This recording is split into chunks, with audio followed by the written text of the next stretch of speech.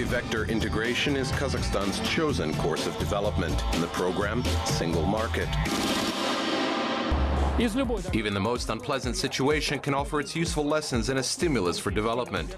Hello, my name is Pavel Koktushev, and you are watching the program Single Market. In today's program, the rules of the game, the Eurasian Economic Union, 1 year later. The School of the Market, salt exports. And coming right up, Navigator, oil, realities and forecasts. Сегодня на нефтяном рынке развернулась настоящая трагедия. В этой обстановке пружины... A real tragedy is unfolding on the oil markets. In this situation, the main causing factors are Iran's upcoming entrance into the global market, the position of the OPEC cartel, which is not willing to decrease its volumes of hydrocarbon extraction, and a series of bankruptcies that hit American companies engaged in extraction of shale oil. At the same time, the range of forecasted prices for 2016 is quite wide, from $20 to $50 per barrel. There are also quite shocking forecasts. They're based on oil put option prices that hit $15 per barrel. And even though the volume of these option contracts is not that big, it still already sets a precedent.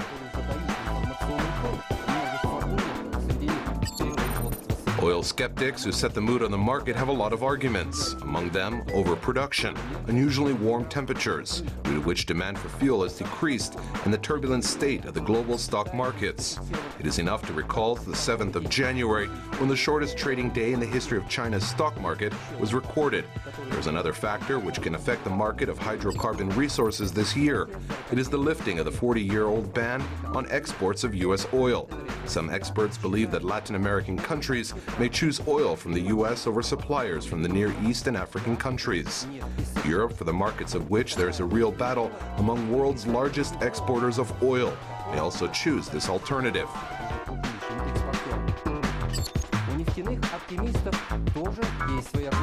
More optimistic options are based on different arguments. Overall, they are more focused on the midterm. In essence, they forecast a decrease in global investments into the oil sector, particularly into exploration, extraction, and new technologies. This may lead to an imbalance between demand and supply, which in the end will result in the rise in oil prices. Another trend which gives hope for a rise in prices is the situation on the shale oil market. In the fourth quarter of 2015, 9 U.S. companies started the procedure of filing for bankruptcy, and the number of jobs in this sector decreased by almost 70,000 over the year. By the way, these trends have also been affected by the situation in China, with its slowing economic growth, as well as the cyclical strengthening of the U.S. dollar and the overall geopolitical situation. Overall, the situation seems to be following a very unpredictable scenario, which in the end hints on the fact that the world is at the brink of a wide-scale global transformation. And in this process, the oil sector is the weakest link. My name is Alexander Galiev. Until next time on Single Market. Single Market. Obviously, there's great concern about the impact of the oil price collapse, what it means for the economy, what it means for the future of this country. But I think there's reason to be optimistic, and important reasons to be optimistic, because Kazakhstan is in much better position than most other resource countries. It's because of its prudent financial management and its savings, its wise fiscal policy, its very wise monetary policy, its commitment to engagement with the world economy and regional leadership. And it has already launched a series of economic reforms and policies to make Kazakhstan more resilient and more competitive.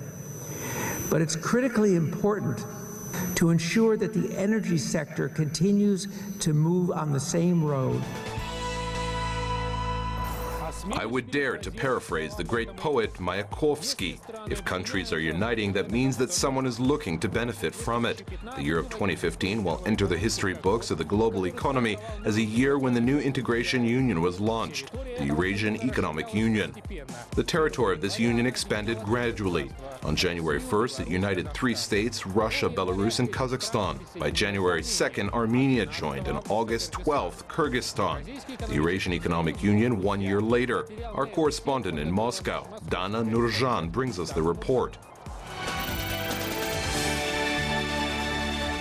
We do not choose time, time chooses us. The beginning of the integration period for the countries of the Eurasian Economic Union coincided with quite a difficult and complex period. In 2015, a number of events happened simultaneously which had a negative impact on the economy of this new union as well as the entire world.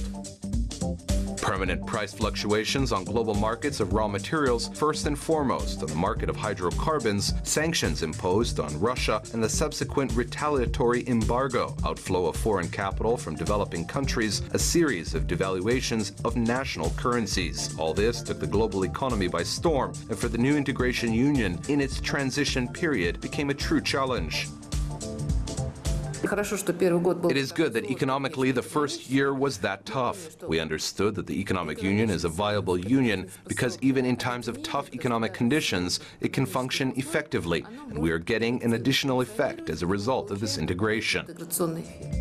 This effect is expressed in the fact that thanks to the integration, the countries of the economic union were able to ameliorate the consequences of the worsening situations of the global and national economies. In any case, the fall in trade turnover did not reach critical levels. As a comparison, the volumes of trade of Eurasian Economic Union countries with other states decreased by 34%, between the EEU countries by 26%.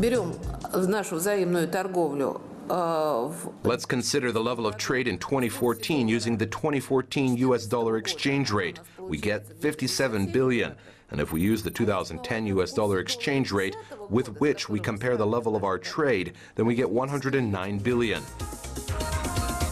Over the year, good results were shown in the formation of integration institutions. The first in this system was the single market of pharmaceutics. It is already beginning to function. It was understood what kind of unified markets of hydrocarbons and transport services are required. There is progress in the formation of a single market of electric energy.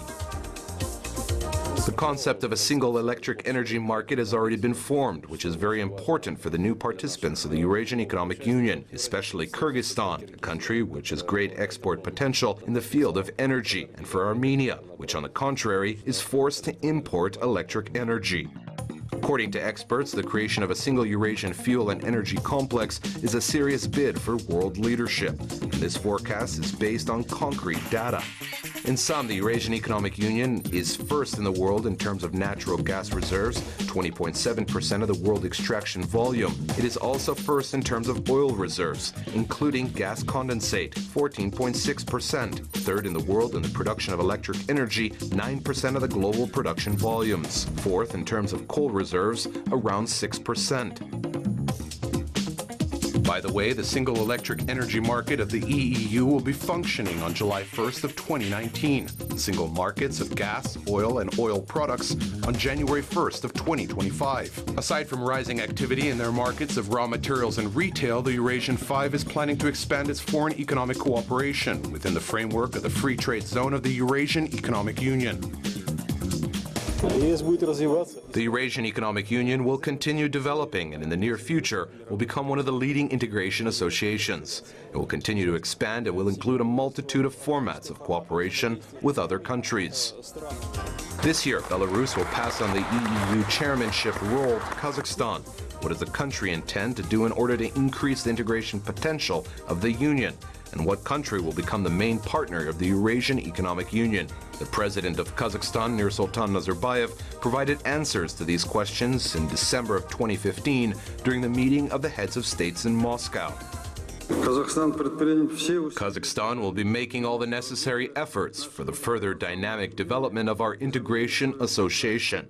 And during the period of its chairmanship, will work actively establishing free trade with the Shanghai Cooperation Organization and with the People's Republic of China.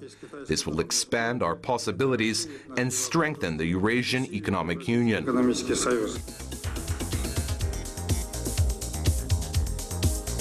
To fortify, strengthen, and expand, these words of the head of the state, which in 2016 will hold the chairmanship of the Eurasian Economic Union, can be considered as key. These actions should be taken today in order to the Eurasian Five to achieve great results in the near future. Dana Nurjan, Timur Altinbayev, Moscow, exclusively for Single Market.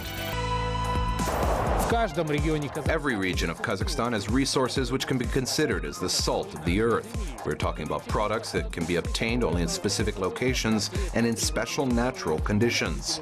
Our correspondent, Oleg Boldarev, visited a place where the salt of the earth, literally and figuratively, became one of the main export products.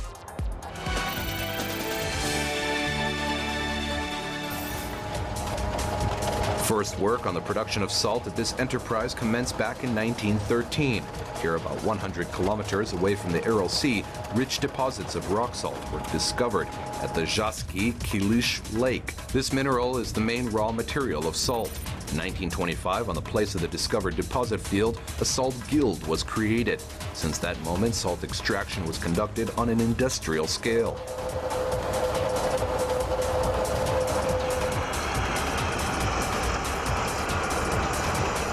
Over time, the guild transformed into the Aral Salt Plant, which annually produced around 600,000 tons of salt for the entire Soviet Union.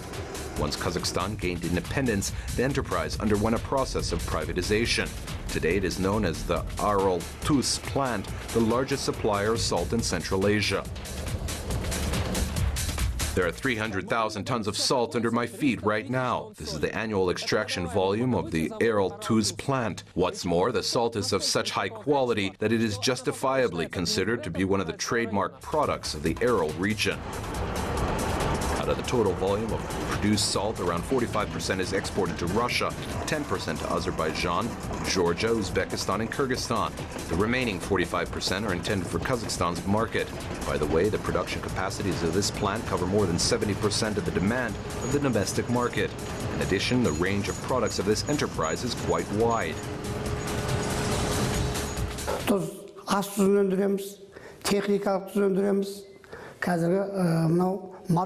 We produce industrial and edible salt. For the demand of the animal husbandry sector, we produce special salt in briquettes.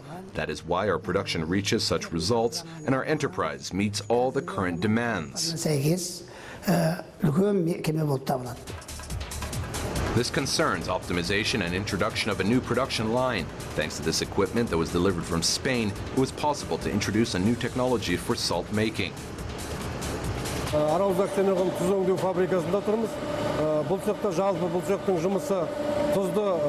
Here it is processed, cleaned, iodized, packaged, and then delivered to the end consumer.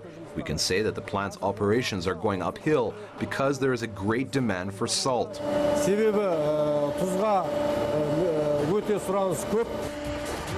European salt production technologies helped establish production of two new products, heavily ground salt and draw tube salt cellars. The latter are intended for consumers who do not want to pour salt from bags into salt casters. For now, this represents a small niche, 3 to 4 total sales. However, new products that can be considered as goods with high value added. For example, if 1 kilogram of salt on average costs 50 tenge, then a caster with a total volume of 250 grams costs already 150 tenge. This enterprise is an example of how production of a basic good can be turned into an efficient business project, under the condition that it has a real development plan.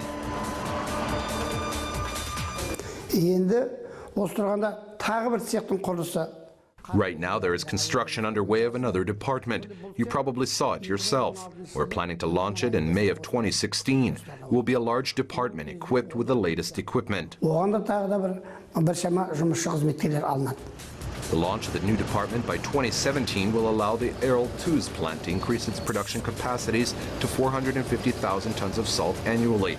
In addition, labor productivity will be increased substantially, which will undoubtedly have a positive impact on the competitiveness of the products of this enterprise on foreign markets. Salt consumption within the Eurasian Economic Union today is estimated at 1,300,000 tons. Kazakhstan salt producers can raise their export volumes from 55 to 60%. Oleg Boldarev, Aral Almaty, exclusively for Single Market. That's all for today. Kind reminder, all the episodes of our program are available on Kazakh TV-eng. Until next time on Single Market, a territory without borders.